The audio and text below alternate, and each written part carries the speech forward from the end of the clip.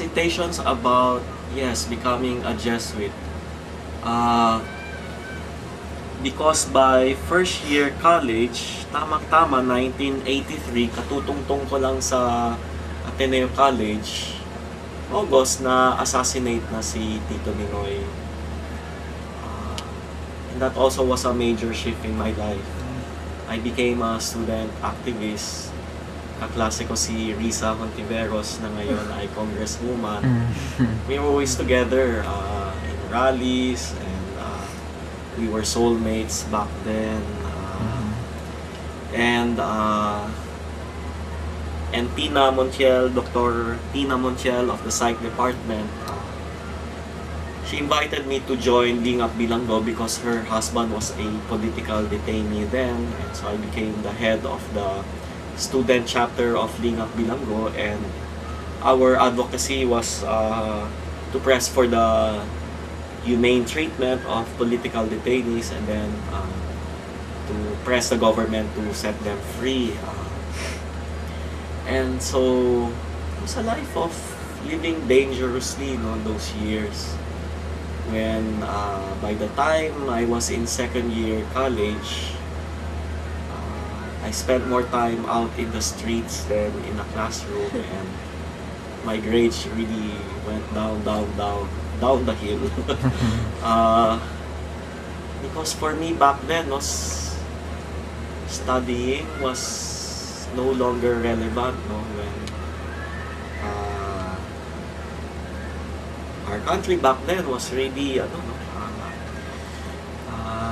chaotic, politically, economically. And so when I heard the call to enter the priesthood that second year high school, to enter the following year, I was resisting. I was telling God, I cannot apply for the Jesuit novitiate at this moment in our people's history. How can you call me to be locked up in our novitiate and live a monastic life, when to serve our people means being out with them here in the streets, out with the people? We were offering our bodies as human shields in the demolitions of urban poor communities. We were being water cannon, tear gas out in the streets. Sabi ko, to serve our people, if you are calling me to serve our people, entail being with them here in their struggles.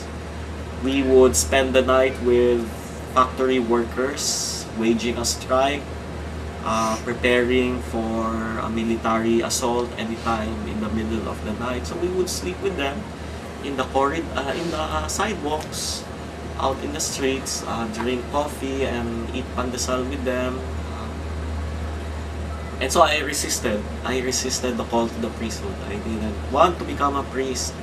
I said, Lord, if I'm to serve you, I want to become a community organizer, an NGO worker, a social worker. But then it was serving God according to my terms, not according to God's will.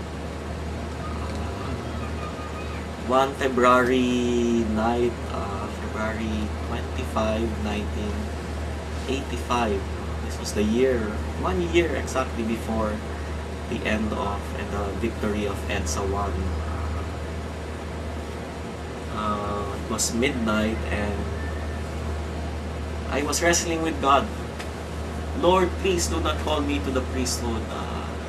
I cannot leave our people and struggles of our people. And the Lord quietly said, Manaling, these past years as an activist, you have been so concerned about political and economic freedom. Yes, that is important. But that is only part of my salvific plan. Because even after your people are set free politically, there will be more work to do to save humanity. Even though you are able to uplift your people from poverty, there will be more that redemption involves. So can you offer me your life as a priest to work for, yes, political, economic freedom, emotional healing, communal reconciliation, but as a priest, working for the salvation of souls, of which all of these that you have been concerned with are integral, but not the be-all and end-all of salvation. And that's when I said yes. And the next morning, I knew I was at peace. I was no longer wrestling and quarreling with God. I said yes to God. The next morning, I applied for the novitiate. I was accepted, and so by May 30, 1985, I entered the Society of Jesus. Since then, I've been a Jesuit for 22 years now.